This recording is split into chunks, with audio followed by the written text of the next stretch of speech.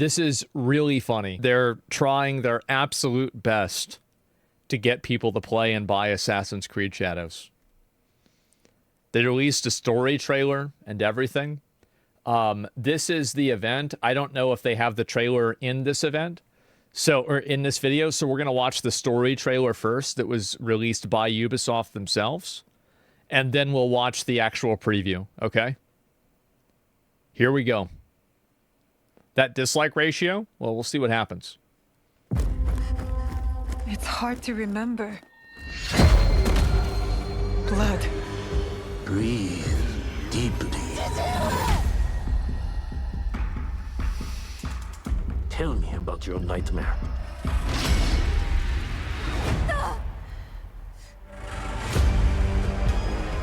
There is evil at work in our homeland. Greedy lords who bring war. He comes. Oh, wow. Oda Nobunaga. He guys the attack. This blade cannot be taken. What? Now's the time.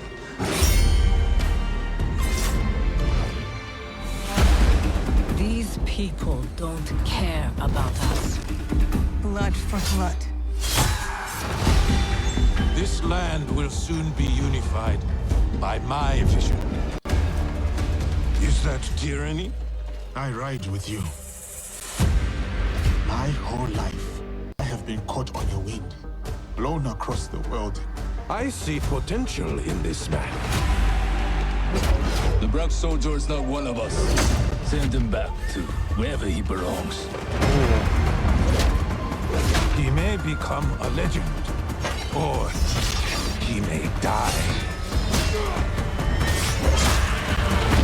Duel me? No. Duels belong in the old world. This is the way forward. You slaughtered innocents! The blade, it is sharp. You are a part of something bigger than this war. Our fates are connected. We have all seen darkness. Some have been that darkness. Because you believe in my cause, we have come together, despite it all. To bring change, to bring light.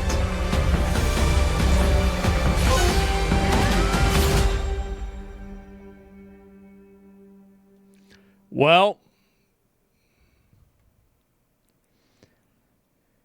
I don't know. It wasn't awful, I guess. You know, it wasn't amazing, but it was okay. It's all right. And so we'll take a look at the full preview of the game, and we'll see what the gameplay is going on with. And we'll see what happens with that.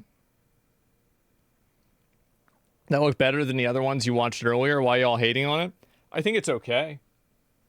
I mean, again, like, I'm not going to make decisions on this based off of, what do you call it? Based off of, like, just a trailer, but yeah. Here we go. This is the actual preview of the game.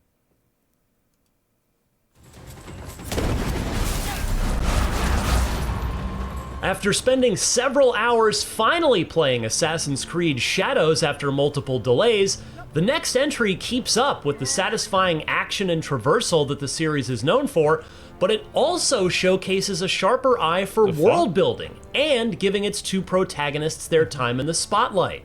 From my time sneaking through fortresses, taking in the sweeping vistas of the open world, and pulling off slick combat finishers, I got to see just how developer Ubisoft Quebec has improved its balancing act of satisfying action, RPG systems, and rewarding open-ended exploration in a captivating new setting that's been I will say that riding around in the game looks good, but the combat sure doesn't.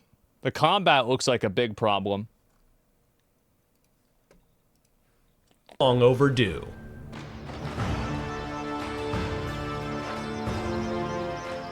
Since Assassin's Creed Origins in 2017, the series has stayed comfortably within the realm of the open-world RPG, offering an expanded scope and narrative decisions to alter the course of the story. While this shift has led to some growing pains for the franchise, it has gotten a better handle on the additional layers to gameplay without compromising the fantasy of being an ancient assassin. With Shadows, the latest attempt at an Assassin's Creed RPG shows that Ubisoft may have also cracked the code on the role-playing element with its two unique protagonists, something the series has struggled to present in a way that hasn't muddied the narrative waters. Yasuke, it'll be quicker if I go. Shadows sets its sights on a new mystery deep within a revamped Animus program. In this new simulation, we focus on feudal-era Japan and the secret history of both Yasuke, an historical African slave who became a full-fledged samurai, and Naoe, a female shinobi taking up the mantle of her father's legacy. The pair eventually team up to navigate a radically changing 1500s Japan, rubbing shoulders with other historical allies such as Oda Nobunaga and Kuroda Kanbei, while taking down a shadowy cabal of warlords manipulating the country's attempt at unification from within. Man, the combat really seems pretty rough. Like, I can't see this. I mean, like, there's like so many new action combat games that are coming out, and like, yeah, it's too slow. It's good. Come on. You think it's good? I mean, compared to what? I mean, maybe it's good compared to like some bad Souls-like game, sure. But like, if you compare this to like any other like just traditional action combat game, I feel like it's pretty far behind. It is possible you hold ulterior motives beyond reconstruction. Damn! One of Kanbei's dogs. Kill them! I spent most of my playtime exploring Harima Province, one of the early zones that featured a quest line involving an insidious plot to undermine the region's power structure. The world of Assassin's Creed Shadows is massive, but thankfully not to the ridiculous size of Valhalla. Okay. That said, plenty of opportunities were packed in this province, and the viewpoints to observe nearby points of interest helped steer me in the right direction. A general theme I found compelling was how Shadows emphasized harmonizing with the open world, a cultural element the developers wanted to highlight with the Japanese setting. For all those we care about. This theme also extends to the side activities and how the world changes over time with shifting seasons that alter the terrain. Yeah, Wukong had this too. Shadows ditches the need for hunting, and instead, you can find and draw rare wildlife found in the wild. It was an odd activity at first, but I found them endearing and a relaxing change of pace. I soon found myself being taken in by how atmospheric and thoughtful the setting. So you can draw a picture of them instead of hunting them? Huh?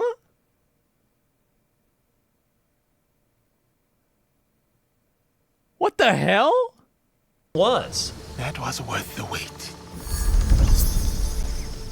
Shadows also emphasizes the dynamic between the two protagonists and their agency within the world after bonding over being outcasts within the country. That's good. I really enjoyed their dynamic within the story, and they play well with each other during cutscenes. Yasuke is a gentle giant and wise samurai enforcer who offers some poignant insights while learning about Japanese culture. The reigns will continue in a different form. Another battle, same war. Naoe's growth into an assassin with a heavy legacy to uphold shows an early look at the dramatic highs of the main story. I cannot wait to play this. You're free to switch off characters in the open world and during moments in the main story, letting you play as who you want in most key missions. You're right. Let's do it. But in an interesting addition, you also have the option of playing in canon mode, which presents a defined story without major narrative choices, which was added after developers saw how many fans were debating what the definitive story was for Valhalla and Odyssey. Okay. So it is you. Yasuke and Naoe also represent the different extremes of Assassin's Creed's combat and stealth experiences, which have also seen clear upgrades across the board in Shadows. For combat, there's a heightened need for dodging and parrying strikes, crucial to piercing through armor to deliver a killing blow. It injects... I will admit, it seems like the kill attacks, like the fatality attacks, are pretty good. Where like you cut their head off and they're dead. That's cool. Like the base combat, I think is kind of mediocre, but that in itself is cool. Ghost of Tsushima's offensive and defensive style of swordplay, but it also has familiar AC combat skills such as power grabs and the always funny kick move I used plenty of times. I generally felt pleased with the more thoughtful approach to combat. However, it also comes with more challenges, which unexpectedly made some of the encounters in the game feel a bit more difficult. Shadows also struggled to present fights with multiple foes accurately, and it can be easy to get overwhelmed by enemies coming in off-screen. I don't know why so many games fixate on making you zoomed in like this. It's so annoying. Like, I really think it's like such a, like, why do you do this? Like, why does every game do this? Still, when the new combat Shadows hits, it certainly does hit. Yeah, that's cool, but that... What impressed me... The thing is, though, that's not combat. That's an animation. Like, it's not even something that your character activates. It's just something that happens towards the end of combat when you hit an enemy and the hit would have caused the enemy to go to 0 health. Like, it's not even really combat. Most was the revamped stealth gameplay, which appropriately incorporates elements from Ubisoft's other stealth action series, Splinter Cell. That should be all of them. With the new visibility meter, you can see how open you are. I need to slow down, identify my target. Furthermore, there's a greater emphasis on light and darkness. Yeah. You can even snuff out candles to add some cover. My favorite addition is the ability to go prone, which, as you can expect, is a game changer for stealth. Yeah. Playing stealth with Naue was so satisfying, and it does well to showcase just how much that gameplay style has improved. While both characters can combat and stealth, they also have clear limitations. For instance, Yasuke is a formidable fighter and is capable of ambushing enemies. However, his large stature is not ideal for advanced stealth. Good. Yeah, I'm gonna play as him the whole time. In addition to being incapable of climbing certain areas, he's also not great at performing the leap of faith. It is harder than it looks. As for Naue, he's a tank? she's a Yeah, he skilled is. assassin with access to a grappling hook and smoke bombs. However, her nimble combat style is far more reliant on parrying and dodging, and one hit from an elite enemy's heavy strike can take a chunk of her health bar. Yeah, I would expect While that. pulling off Naue's combat skills was satisfying, I often had to resist the urge to take out every enemy and run for it when things got out of hand. Yeah, I'm not surprised. Continuing with Assassin's Creed Valhalla, you can manage an up. Yeah, this seems I don't know. I mean, I feel like this is shaping up to be a I mean, it's a big title. It's had a lot of culture war, like battleground content about like Yasuke and this girl. So I think IGN is probably going to give it an 8 or a 9, but I also think that it's probably going to be about like a 7 or an 8 game. I think it'll be above average and it'll be decent, but I don't think it's going to totally like blow people away. That's what I'm kind of expecting. Watch them rated a 4. Upgrade a base of operations. As you recruit allies, they'll head to your hideout to open up shops and offer new side missions that incentivize revisits to previous zones. Yeah, this is good. But Shadows takes this feature a step further by allowing you to build out your custom village in the vein of Animal Crossing. Yeah, this is cool. The Town Builder mode very offers cool. plenty of options to add necessities and some personal touches to the hideout. I spent an unexpected amount of time building more housing and decorating my space with Shinto shrines. Is this for the target audience?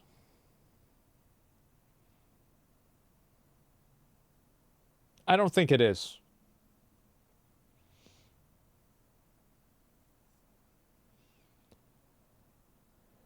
Like, I wouldn't have a problem with, like, adding in all the, you know, like, epic puppers and the doges and everything like that. It'd be all right. But, I mean, this is an Assassin's Creed game. What are we doing?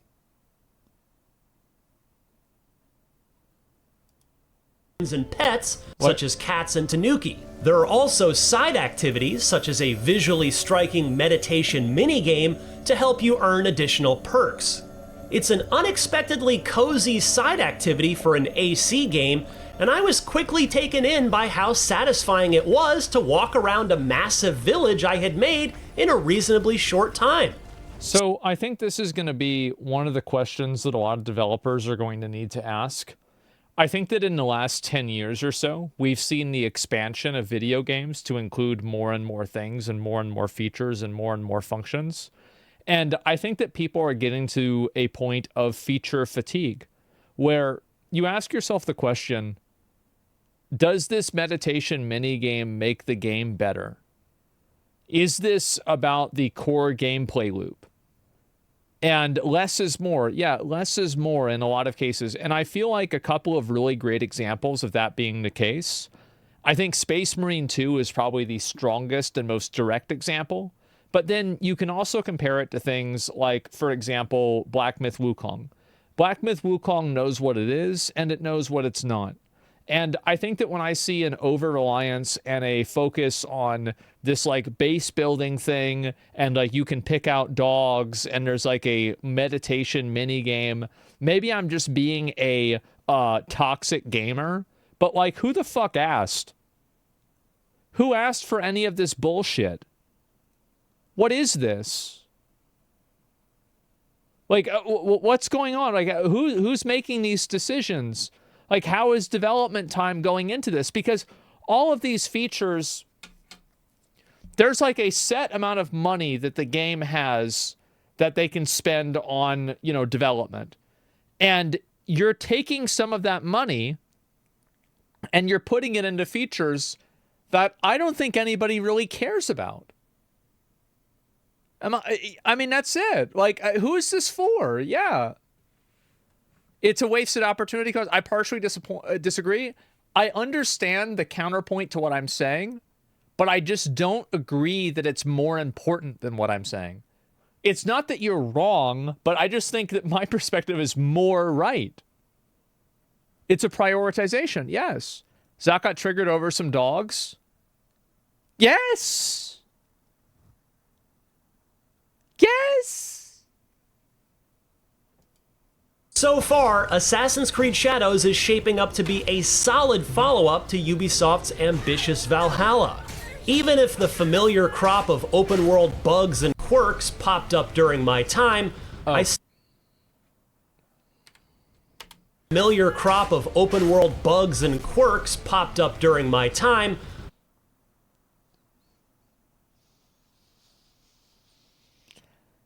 Yeah. I could see that. I still found a great deal to appreciate with Shadows and its world building. While this conceit is not an uncommon backdrop for video games, which can be easy to mess up with insensitive representation, Assassin's Creed Shadows so far does well to justify its take on an open-world RPG set during this culturally rich era, especially in its handling of the two protagonists. I mean, I think that when the frame of reference that you use for creating Yasuke as a character, or Yasuke as a character, I don't know how to pronounce it, is a Wikipedia fan fiction writer that credits and quotes himself inside of Wikipedia in order to make himself seem more legitimate. His name was Thomas Lockley, if you want to look more into it.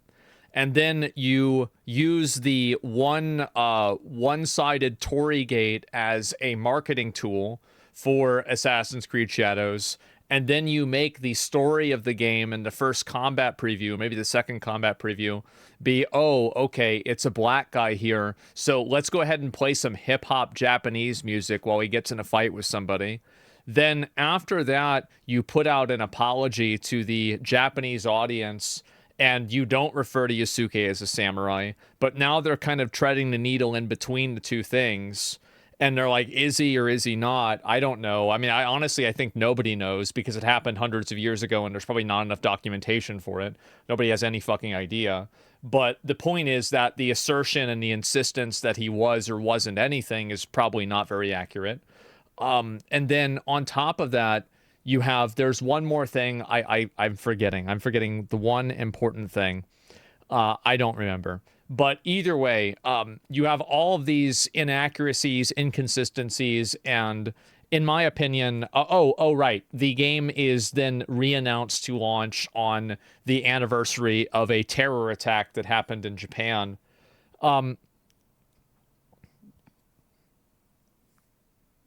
There's been a lot of mistakes here. And I think that these mistakes are not being made intentionally. I think that with the Yasuke one, it was made intentionally. But with the other ones, I think that they're not. I think that it's just a matter of Ubisoft not taking the proper amount of time to create a game that accurately reflects and respects Japanese culture and tradition. And I think in the process of that, they've alienated a lot of Japanese players. And I think they've alienated a lot of Western players as well. And they've damaged their own reputation in the process. So I still stand very firmly in my belief that when this game comes out, Yasuke being a black samurai or not a samurai will not even be in the top 10 problems this game has when it releases. I think it's going to have a million other problems that are going to be totally more annoying than, oh wow, they went with this creative choice, right?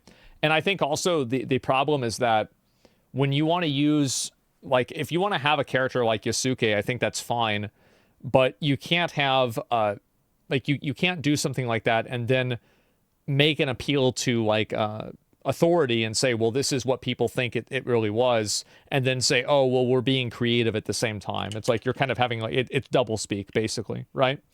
And so I don't like that choice, simple as, yeah. And so I'm going to play this game when it comes out for sure, right? Because of just content, right? But man, they really made a lot of mistakes. And I think that the people that ran the cultural awareness for this game at Ubisoft, I think you need to get new people because they did everything wrong. They took L's that people didn't even know existed. We had to go into deep Wikipedia, secondary sources in order to find out how big these L's really were. This is a huge, massive level fuck up. You heard of Toyotomi Hideyoshi? Isn't he the one that betrayed Oda Nobunaga? I think he is, right?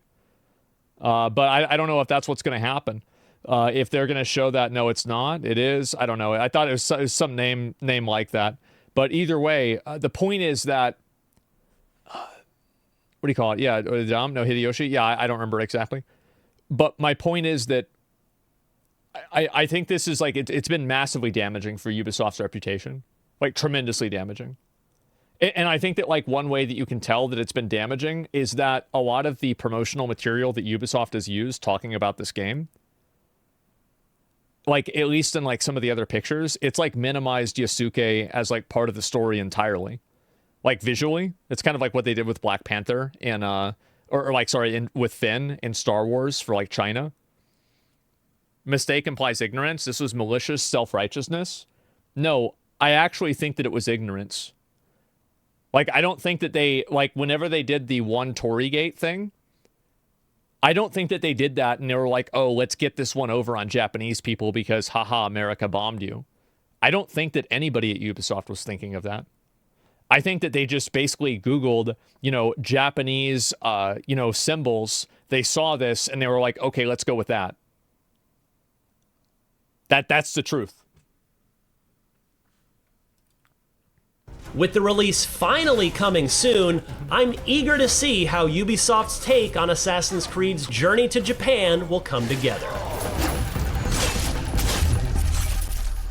For more on the latest upcoming games during this busy opening of 2025, check out our final preview of Civilization 7. And of course, for everything else in the world of video games, stick with IGN. I think it also was a matter of, I think it was the way that they introduced Yasuke. And I think that a lot of it was like, yeah, this is like this black samurai or whatever. And I think that if they had come in and said like, yeah, nobody really knows what happened with this guy, but we think he'd be a really cool character for us to tell our story through, I think that would have been a much better way, and I think that people would have been much less defensive about it, right? Because you have things like Afro Samurai, for example, and then I think that even in Nioh 2, Yasuke is like an optional boss in Nioh 2. But I think the issue that a lot of people took with the original implementation of this is that they added a character that had a very controversial history, and then they basically used this appeal to authority that turned out to be false to basically patronize anybody who disagreed with them. And I think that a lot of people felt like it was disrespectful. And I think that it was disrespectful too. He seems like a cool heavy fighter because he's 1.5 foot taller than everybody else in the game. Yeah, no, but like, he should have been a slow approach. Yeah, but I think that, again, if they had just basically introduced him as a character and said, like, yeah, this guy seems pretty cool. Like, we don't really know a lot about him, but we're going to use him as the main character. Everybody would have been like, I mean, yeah, of course you would have had some people saying, oh, woke. Yeah, definitely. But it would have been a fraction of what ended up happening. So I'm very concerned with this game coming out. I think that the combat seems pretty below average. But we're going to have to wait and see what happens. There's the IGN. I think IGN did a pretty good job talking about this and looking over it. But yeah, it's really hard to kind of say. And I'll read a few comments about this and then we'll move on. And stop buying this shit and allowing these issues to continue. Well, I mean, I streamed the game, so of course I'm going to do it, right? But I mean, I don't think anybody else should buy it if they don't think that it looks good, right? And, you know, at the end of the day, you've got to do what you want to do with your own money. It's disrespectful to Japanese culture and into story. I think that if you introduce the story and you say this is based off of historical context, but it's not one-to-one, and you're like, you introduce it that way, you set the frame of reference there, I think that you would have had a lot less people be defensive about it. And I think that's what happened. And I think that really, but it's also like, again, with the Yasuke thing, that's the point that I'm making, right? Is like, that's only one point in like a massive fucking, like, there's like 5 or 10 points of things that were done badly. Like, this is just one example of it. All Assassin's Creed games are like that. They're never like that one-to-one. I know that, but the difference is that I feel like with Assassin's Creed Shadows, they took this holier-than-thou, like, virtue position about it, and I think that the patronizing nature of the way that they communicated that caused people to have a negative reaction to the game. So I agree with what you're saying, and that's it, right? I mean, but like, I don't think that's the full story. The writers were smug about it? Yes, they were. Yeah, there's a difference between inspired by historical events and historically accurate. Yeah. The same issue with Dragon Age, with Ninja Gaiden coming around the corner, the player base will leave and play that in an instant. Yeah. And also, I think that you can have realistic combat without having it be slow and kind of like, you know, not choppy, but like kind of mediocre, right? And so we'll have to wait and see what happens. The Last Samurai isn't factual, but it's a fun movie. So my understanding is that The Last Samurai is based off of something that was factual, but it's like it's a micro story that exists inside of a fictional, or sorry, inside of a historical outcome. Like, yeah, it's like historical fiction. I'm not sure, but like that's my understanding of it. It's a white savior narrative, more or less. I mean, I watched The Last Samurai. I don't think that, and I think also, from my understanding, the Japanese loved that movie, and it made Tom Cruise like a huge celebrity over there. So, if the Japanese people seem to like it, and, I mean, I didn't get that vibe, that doesn't really seem like it's the case. Yeah, I don't think that's what happened. Like, I remember when the movie came out, and like I was a kid, and because I remember like after The Last Samurai came out, me and my friend Lowell, like we got a, you know, remember those like old catalogs that they would give you, and like you could like give them $30 and they would send you a sword. Well, we did that, and so after we watched The Last Samurai, and the sword was such a piece of shit, it bent whenever we were trying to cut cardboard with it, and we did it out in his driveway. It was a good movie. Yeah, it was. And, yeah, cutting a shit with a fucking sword ball. Y'all bought? That's why you got yelled at all the time? Yeah, I did. I did. I got yelled at a lot. But, because it accurately depicted culture? Yeah, definitely. And, he didn't save anyone. He was just there to observe the end of the samurai. Oh, yeah. And I think that's also another issue is that, yeah, Tom Cruise was not the last samurai. Tom Cruise observed The Last Samurai, and he told The Last Samurai's story. Very big difference there. Massive, tremendous omega difference. So, yeah. Another issue with Yasuke is when he destroys a market, a samurai would never do that. It isn't respectful. I mean, I don't know enough historically about that. I mean, I would assume that's true, but, like, I just don't know that for a fact. So, yeah, I mean, that's the way at least I see it, and I'm looking at a lot of this stuff myself. But I do find it to be very, very odd.